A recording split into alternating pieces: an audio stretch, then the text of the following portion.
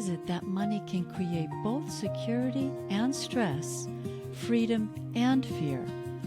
For many of us, money is more than a financial resource. It shapes our decisions, influences our relationships, and often determines how we view ourselves and our future. Yet no matter how much we have, the feeling of not enough can still linger. I'm your host, Enza Richards, and welcome to The Power of Calm. Today we continue our special three-part conversation with Suresh Ramaswamy, award-winning author of Just Be, Transform Your Life and Live as Infinity. In this episode, we explore our relationship with money and how scarcity and abundance are often less about circumstances and more about perception.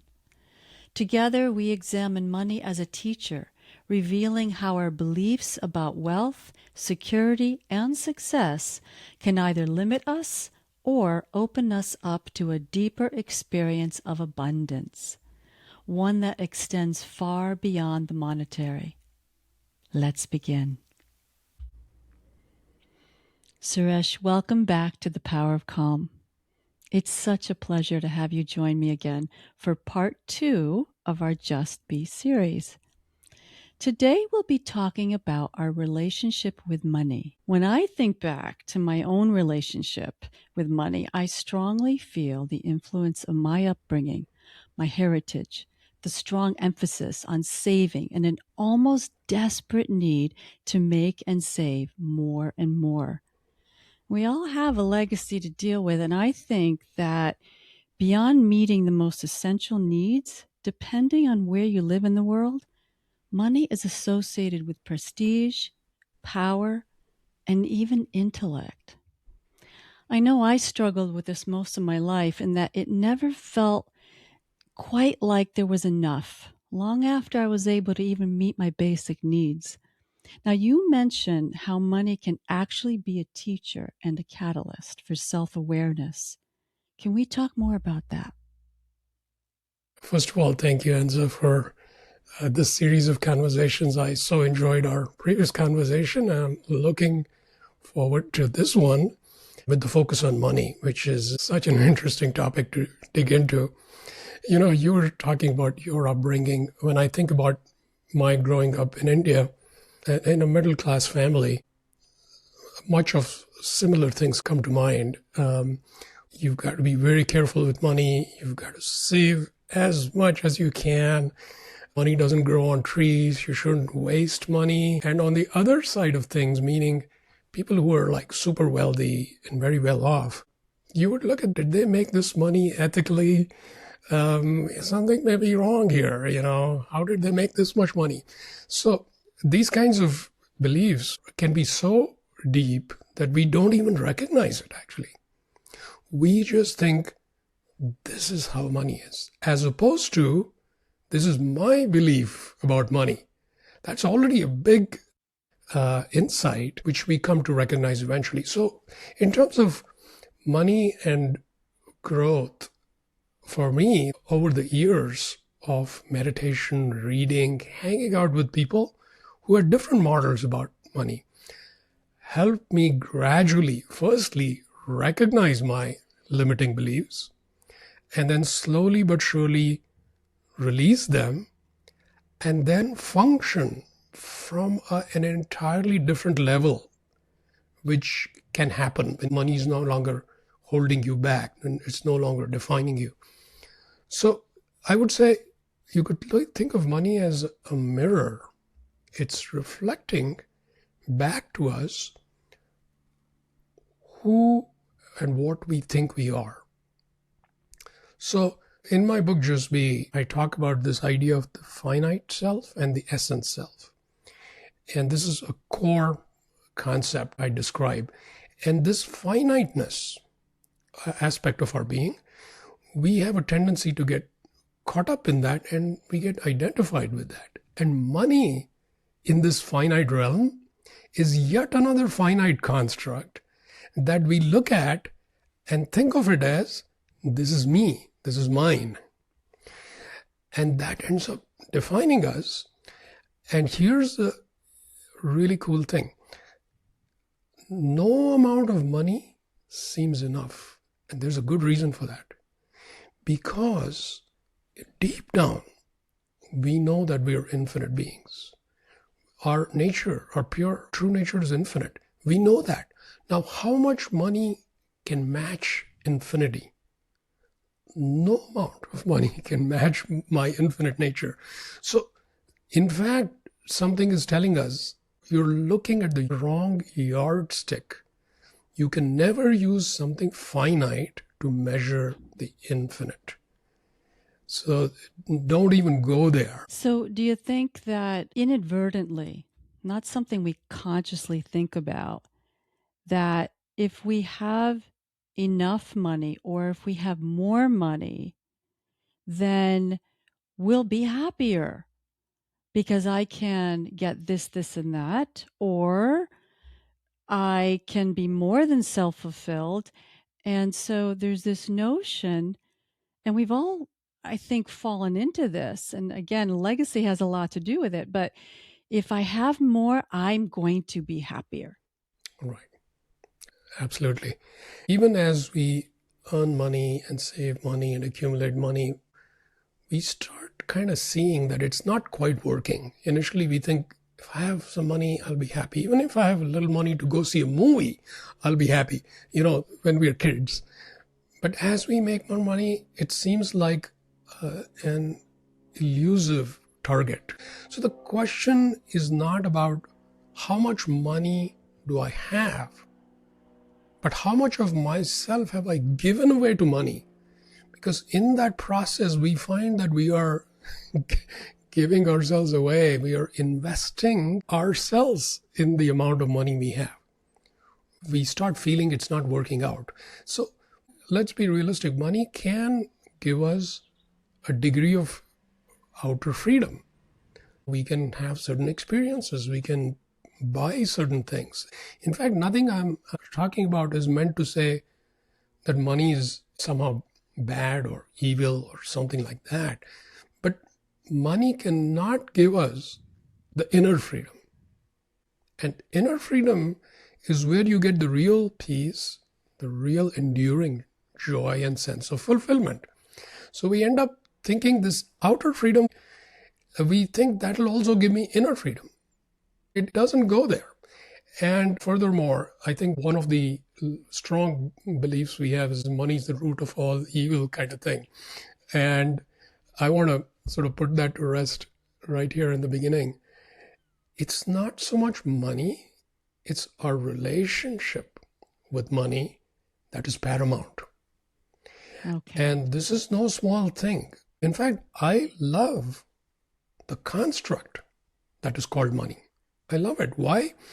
Because it's such a powerful tool for personal growth. We can talk a lot more about what money even is.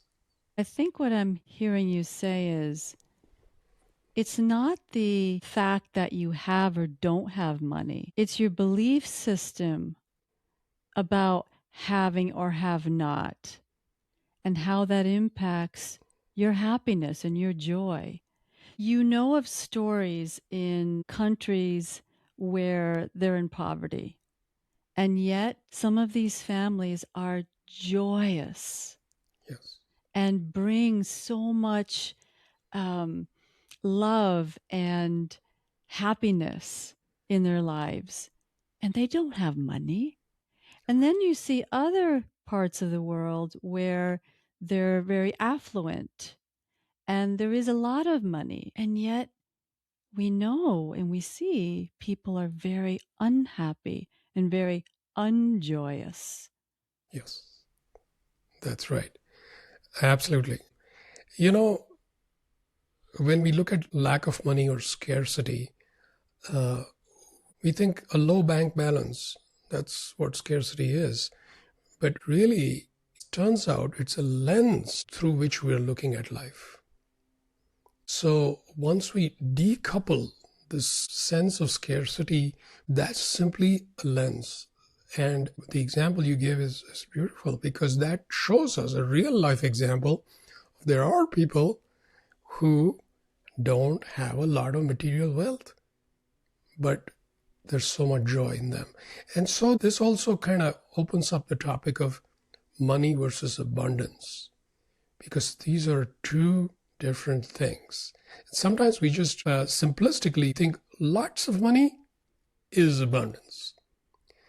Is that what abundance really is? We could talk about that too. Oh, that's a very interesting notion, abundance, because we can maybe have enough, but be abundant.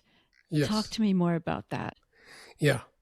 And even at a very simple but powerful level, I would encourage people to simply sit with the word abundance and see how it feels. It feels so good. And money has a different quality to it. And even that gives us a clue that these two are not the same things.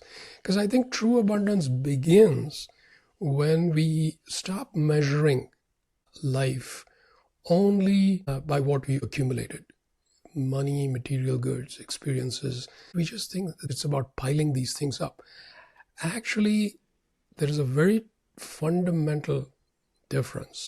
I'd like to use a metaphor because I think that'll help us visualize how these things are different. Think of money as a cup. So a cup is something you can hold, you can see. It can be a small cup, it can be a big cup. Money is like a cup. It has a functional utility. It's useful. But by itself, it's not terribly useful. Abundance is like the spring. Think of it as like a mountain spring flowing, and there's lots of it. It fills the cup, and now you can use that for something in your day-to-day life. The quality of these two things has a lot to teach us. First of all, abundance, if you think about it, it represents a creative opportunity flow. It's always flowing, and here it is, but it's showing up in our reality. And it represents something much bigger about where it comes from and about who we are too. So there is this sense of trust and flow and continuity that is built into this. And then when you step into this flow, you feel qualitatively different. You feel that in real time, in the present moment. You feel this sense of completeness, fulfillment. You don't feel any lack anymore. Whereas money has this sense of, I have to get enough of it, I have to keep it, and then I have to make sure I don't lose it. So it's very, very slippery. Whereas abundance has this quality that it's here, it's plenty, and there's no concerns about the future per se. So, what would you say to a person that says, yeah, but Suresh, that's all great, but I don't make enough to uh, pay all my bills? Now, if you're in a corporate setting, probably not going to be in that situation, but there are many people that, even if they're educated, they may be in a place in their lives, they lost their job, there's an illness in their family, and they're just squeezing by. And they're going to look at this and say, what are you talking about? What is this abundance thing you're talking about? I'm not feeling that. What would you say to that? Yes, that's a great question. When somebody is saying, in my life, I'm feeling this challenge of how do I pay my bills? Where's my next paycheck coming from? They don't necessarily relate to this idea of abundance. I want to go back to my upbringing where I can relate to that totally, where the idea is, how do you make money? You get a job, you make money, and what is the goal? The goal is get a good job, because a good job means a predictable, regular flow of money. And there is this linear model that is kind of inculcated. And this linear model always is averse towards risk. It's always like, how can you be comfortable and secure not only today, but tomorrow and next year and 10 years from now? It's geared towards that and becomes the goal. And this is not necessarily incorrect, but is only half the story. And I'm bringing this up because I think it's relevant to a lot of people where there's a non-linear aspect about money, which actually ties into abundance, which is not driven primarily by how do I get secure in my little bubble, but instead, how can I be creative? How can I contribute? What's unique and special about me that I bring to the table that I can contribute to the world at large? And this becomes the more dominant aspect. The fact that you offer value to the world and you will naturally get compensated in a reasonable, fair, equitable manner. The universe will take care of that in the long run. So this model is very different because right in the beginning of this model is something that scares people. It is risky and uncertain and unknown. It's like you may not get a regular bi-weekly paycheck auto-deposited in your checking account. Are you still willing to take the initiative, innovate, create, not knowing what's going to come out of it? And because you take that risk and you trust something bigger, there's a dynamic which kicks in. And this dynamic is that you are setting yourself up for a disproportionate return on your effort and what you contributed, because you did that without any expectation per se, but mostly wanting to be creative, express who you are, and help other people in some way. That's at the forefront. And so this opens up, and this for some people might feel more entrepreneurial. And yes, it is entrepreneurial, but more fundamental than that, it's a non-linear approach. There's an old saying, do what you love and the money will come. Yeah. So when you're talking about this relationship, I'm also hearing somewhere in there intent. Yes. Intent for your life. Because tying with our first part one of our series is fulfillment in our lives. If money is the only driver, and I need money because that's going to give me whatever I want, or it's going to keep my family warm and fed, there's that. But there's another aspect, which is if we live our life, which is what your book is about, beingness, in a way that is serviceful, that uses our talents to its fullest, the money will come. Yes. You know, if we look at money in isolation, we'll normally get into trouble because it's a construct that will consume us in some way. And we end up almost in a state where, you know, I want money so badly. I'm going to do anything it takes just to make money. This is how it can get distorted. The opposite is what you're pointing at, which is you always want to look at money in the context of life itself, in the context of growth, consciousness, being. These are very, very significant. In fact, one of the traps with money is we tend to put money in a bucket which is separate from growth or spirituality. It's almost like these two have nothing to do with each other. I think that's not at all the right approach. In fact, I'm sure you know people that sort of counterexample where they were so much into spirituality that they distance themselves from money and they feel this money thing, I don't want to waste my time on it. I want to focus on spirituality, and they will take whatever steps it takes to step out away from the material world and focus on what they think the growth will come from. I feel this is very unfortunate because money, in fact, is spiritual. Let me just put it like that. Money is spiritual because in my book, I talk about this model, transcend, integrate, and embody, as the three phases of growth.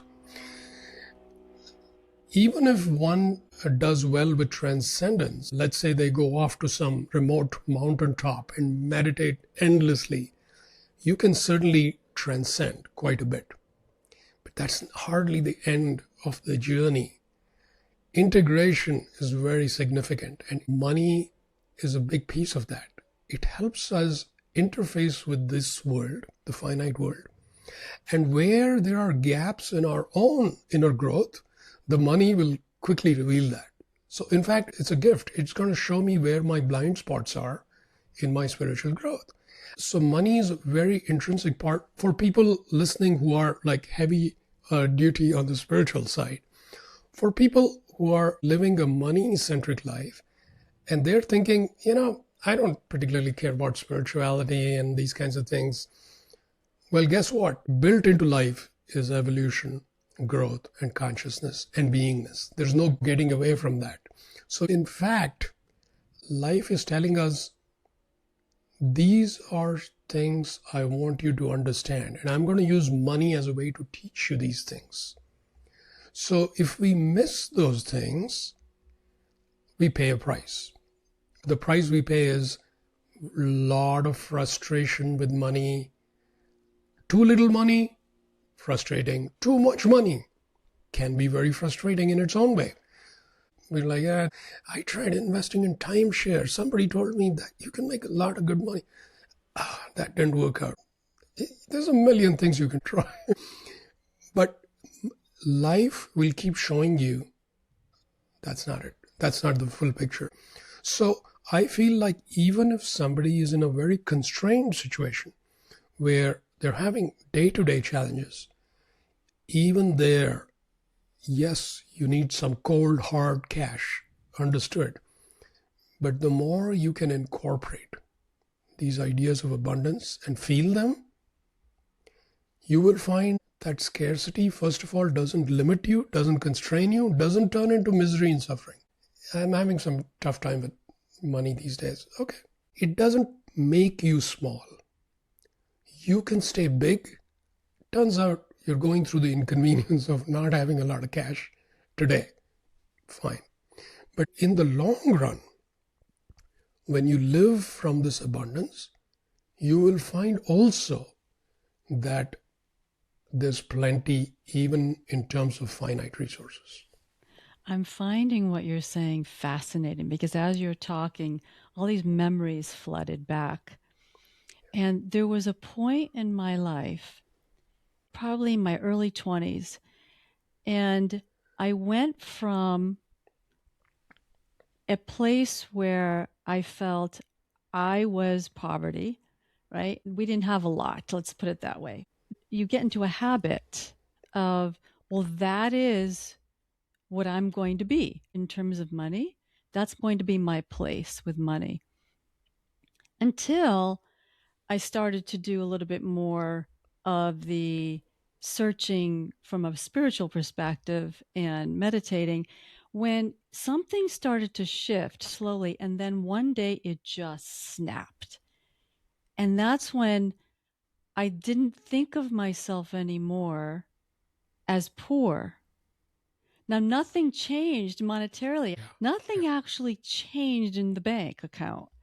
Right. But my attitude toward it and how I felt in terms of having enough changed. From that point on, I actually started to become more prosperous. The idea of abundance is manifestation, right? Yes. Manifestation, law of attraction, these kinds of things have really caught on. People have come up with these crisp goals and vision boards, and then I'm going to get it. On the one hand, I think the positive thing about that is people are shifting from a more victim-based stance where I'm poor, but it's not because of me. They're shifting from that to let me focus on what can I attract to myself? What is it I need to do? What actions do I need to take to make this future that I want real. It's a shift in the right direction. Now, people are also discovering, I think, that it doesn't quite work out that way. It's not always, I had a vision board and I had a little island in the Caribbean that I own.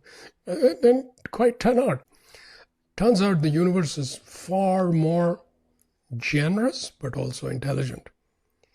It's not about delivering on our wish list or anything like that. It's much more about what is more beneficial on a grand scale.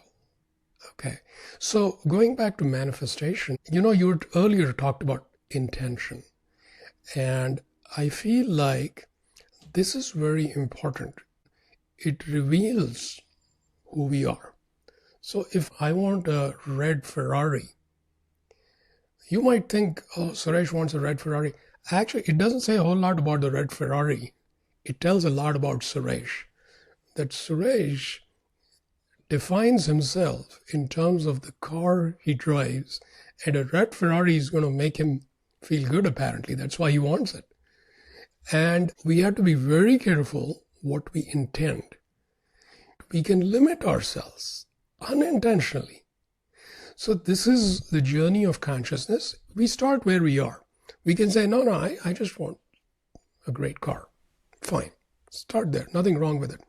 But as our consciousness evolves, we naturally start going from this thing and that thing versus I want to feel the satisfaction, the fulfillment, the sense of completion, the peace, the joy. This is what I really want more than a red Ferrari.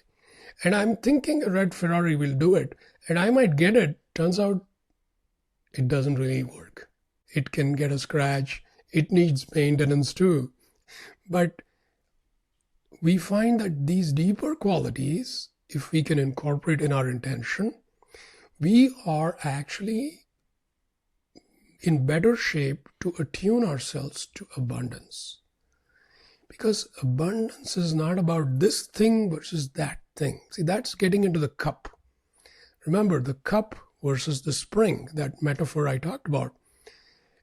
The cup feels very real, but ultimately is very limited. The abundance is infinite. So it requires that we step into that flow. To step into that flow, we have to become big. We have to let go of these small ideas. And as if that's not enough, ultimately, let's say you do very well, you have a large cup, you have a lot of money and it's overflowing. Ultimately, you're not going to take that cup anywhere. When you leave this reality at the end of life, what are you going to take with you? You can't take your bank balance. You can't even take your old pair of shoes. You can't take anything, not a penny. But here's the good news. The abundance, the flow. When you attune to the flow and become part of the flow, that stays with you because that is part of your consciousness. That's such a big, compelling thing in the long run. I think for some people listening are ready to step into that and think about what is this about in the grander scheme. Let's say you go beyond the next 5 years to the next 500 years. Suddenly money looks different. Suddenly you don't focus on that cup. You know the cup is gone in 500 years. It's not going to be around. And that's interesting because the other side of that coin is there are, and I've known people who are doing okay and they're not attached. To your point earlier, there's nothing wrong with having a nice car or a nice house. It's our attitude toward it. And so I come back to what you started to say earlier about what money teaches us. Can you elaborate a little bit more on that? Yeah. At a subconscious level, we have fears, we have certain beliefs, and underneath it all, there's identity. And this can be a very vague thing. Like if you ask somebody, who are you, what are you, they'll tell you where they live, their name, their profession, these kinds of things. But that's not the true identity. The true identity is far beyond that.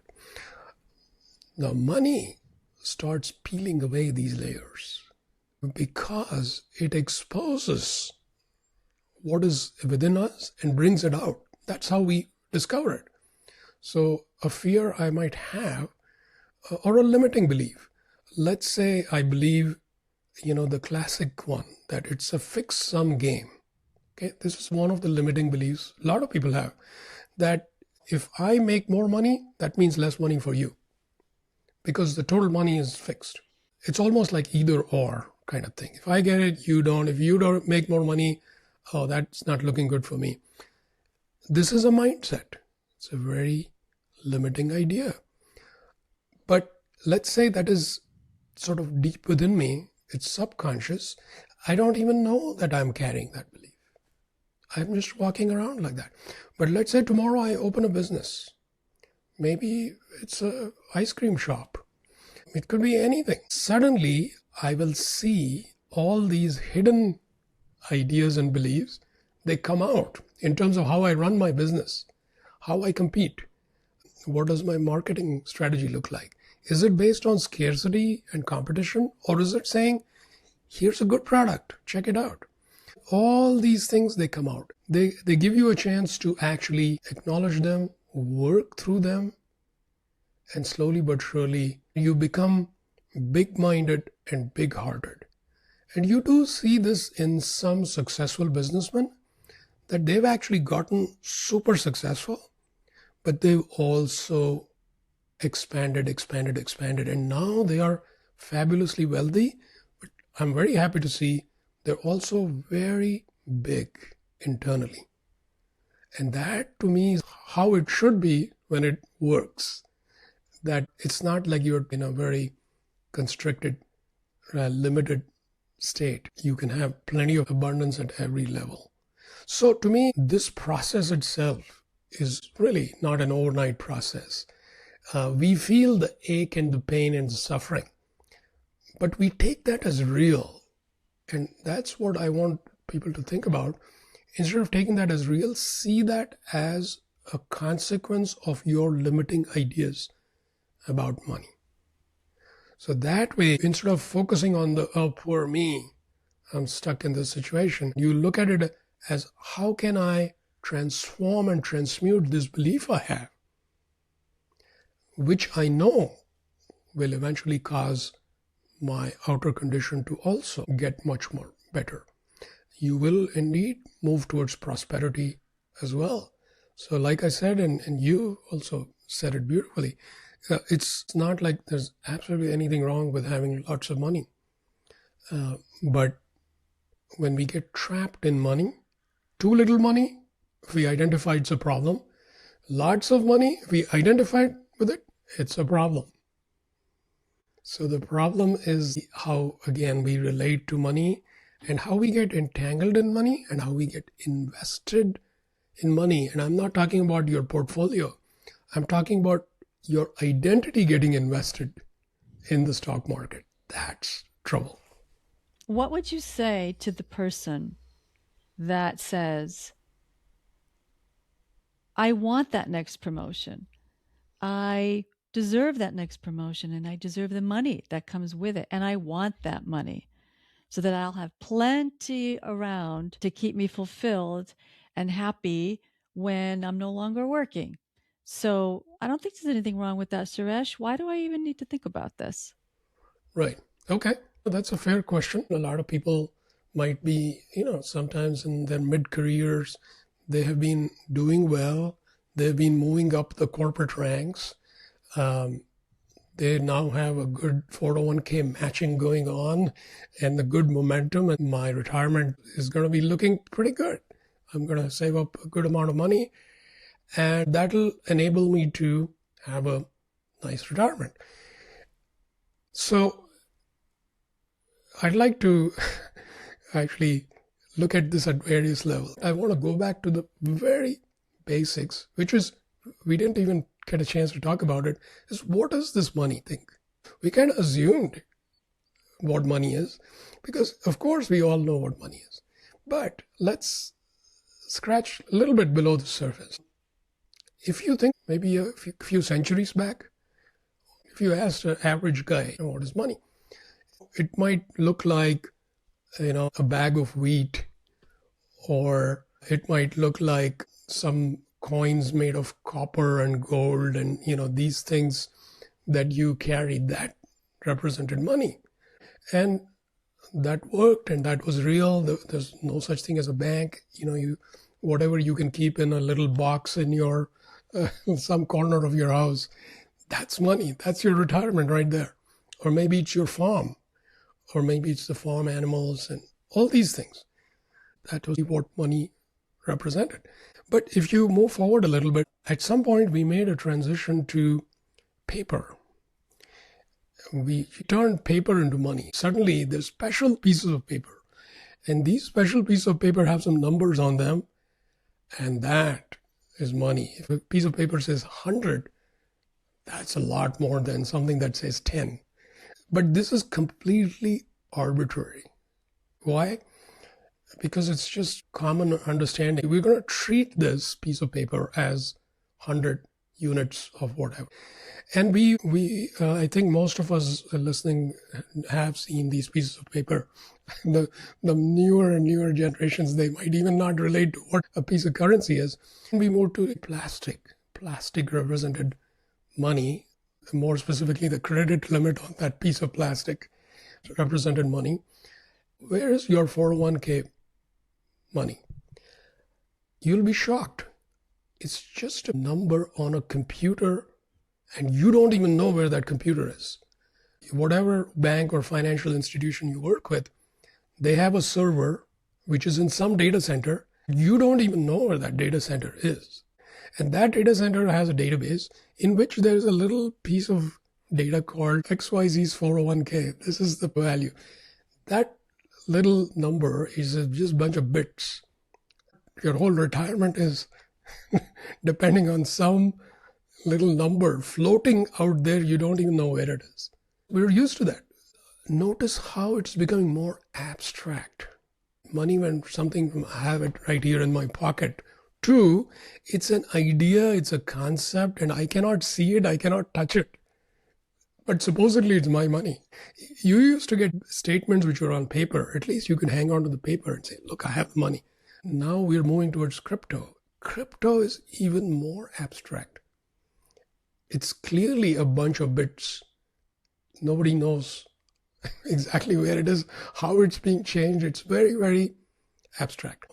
Why is all this significant? Notice somewhere along the way we have adapted a lot. I've been working 10, 20, 30 years. Where is that money? Who knows where it is? It's just in my head, actually, mostly.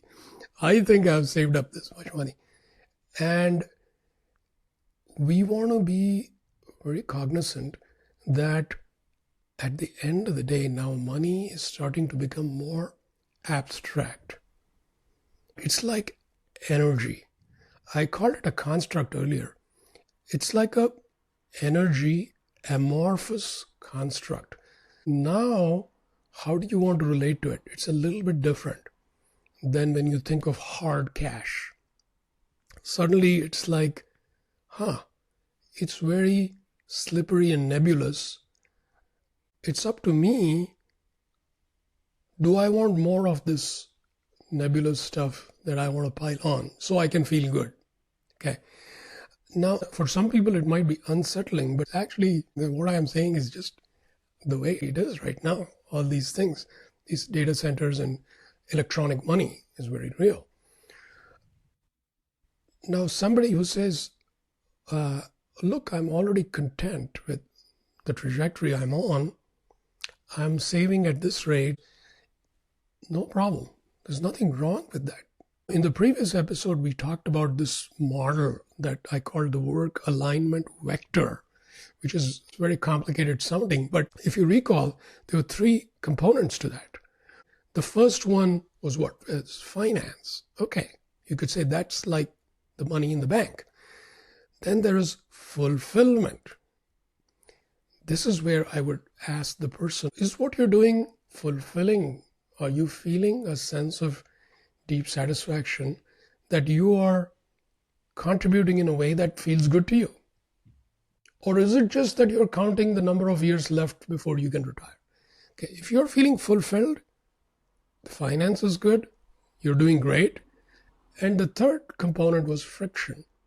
Make sure you're not battling things that you don't want to battle. So if you're feeling drained, if you're doing things that you're like, I don't want to be dealing with this stuff, but I'm only doing that for money, that's a red flag.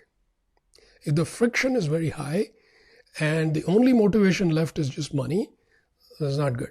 So if you look at these three components and you're doing well, all power to you.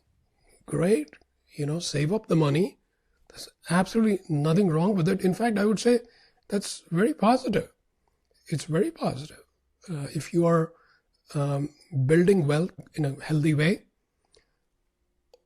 beautiful. What would you say is one of the top things you can do to create a healthy relationship with money? Firstly, a lot of the conversation we've been having right now, perhaps there's some things in there which makes you pause and think, wait a minute, I never thought about it that way. I would actually go deeper, sit and introspect with that. Whatever it is that you heard that makes you feel like there's something there I need to explore. A great point for working with money is sit down with a piece of paper and write down my beliefs about money and make a list of 5, 10, 12 things. What is it that you believe about money? It could be something as simple as money is good, money is bad, more money means more happiness, whatever it is that you think these are your strong beliefs about money, write them down. Don't worry about is it right, is it wrong. No, just writing it down gives you a lot of clarity. The most, I would say, slippery, dangerous things are the beliefs we have about money, which we don't even know we have. It drives you. The unconscious, like Carl Jung said, if the unconscious doesn't become conscious, it is actually making the decisions for you. And you don't even know. You don't even know you're living that way. So this itself, you are bringing the subconscious to the conscious. Wonderful. Now you can sit with these things and you can play with them. For example, if you have a good friend that you're comfortable talking about money, just go through this list with them and compare and contrast what is your friend's ideas and beliefs versus yours. And you will find there's a gentle expansion happening. In the process of talking about them, you'll find that there is a circulation of energy through the beliefs which loosens it up, which is very, very good. You don't have to yank it out. You loosen it a little bit, get some healthy flow going, flow of energy. And some of the ideas we've talked about, abundance, sit with that. What if you are so abundant, so full, so complete, infinite, in fact, so infinite that the entire universe is yours? Imagine that level of abundance. The entire universe is yours. It has been created for you. It is right here for you. And when you feel into that, you realize, wait a minute, my sense of ownership was such a limiting belief. I used to think if there was a pencil, like a wooden pencil that you use in school, if I write my name, Suresh, on it, now it's mine. Okay. Otherwise, who knows, somebody else might just take it, or maybe even if nobody takes it, is it really mine? So we have this thing that everywhere, my car, I have to write my name. And that's your registration card. It has your name on it. No, now it's my card. Every little thing we think I have to write my name on it in some way. What if you let go of that idea, right? Nothing belongs to you in a way. On the other hand, everything belongs to you. And the more you can do that, and I would suggest just 5 minutes a day, sit with that sense of all is mine, I'm complete, I'm lacking in nothing. There's nothing lacking. And as you sit with that, you will find little by little, your thinking is changing, your attitude towards money is changing. You can play the money game in a completely different way. You no longer have to have this sort of tension and stress about money. That's a good sign, because now you're starting to see money as a construct. It doesn't define you. So how about we have fun with money? Well said, my friend. As you were talking earlier, you were alluding to the fact that you can't take it with you. And about a year ago, a friend of mine said, you really should read this book, Die with Zero, Bill Perkins. And it was very interesting because that's what it honed in on. And for the first time in my life, I realized maybe I don't need to strive and strive and strive for that number, because if I do the math, it'll be all right. To your point, then what would I save the rest for? And certainly there's many wonderful things people do, leaving their money to good organizations or their family. That's not what I'm saying. That's all good stuff. It's just that we put so much emphasis on how much do we really need versus how much do we want. And that want is tied to, well, I think I'll be more happy if I have it. What would you like to leave our audience with as the top thing to help them begin to transition? I know you mentioned some exercises. Is there anything else you can leave us with today?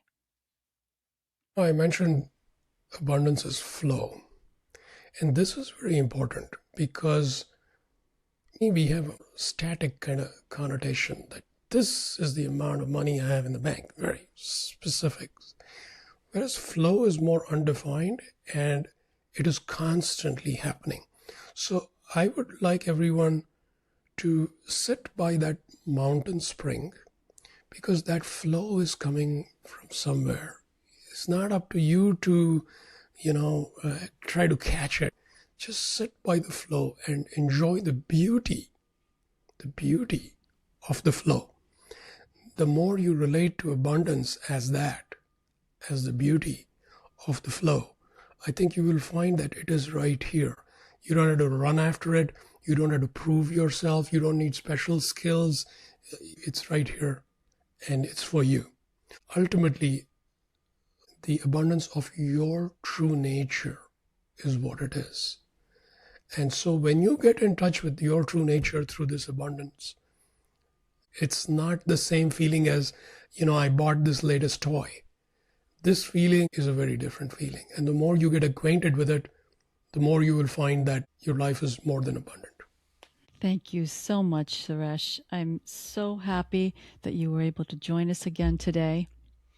And just to remind folks, your organization is radiantfield.org or sureshramaswamy.org. Yes? Yes.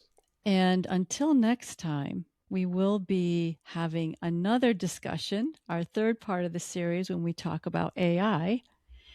Be well, my friend, and I will see you then. Thank you so much. I look forward to the AI conversation very much. And thank you for the insightful questions and comments. It's wonderful. Thank you. Thank you for listening to The Power of Calm. Your presence here matters. If you felt a shift today, imagine what we'll uncover next. Be sure to follow or subscribe so you never miss an episode. For more inspiration and to connect with me, visit envisionwithenza.com. Until next time, may you find clarity to see what matters, the confidence to trust yourself, and the calm to move forward with purpose.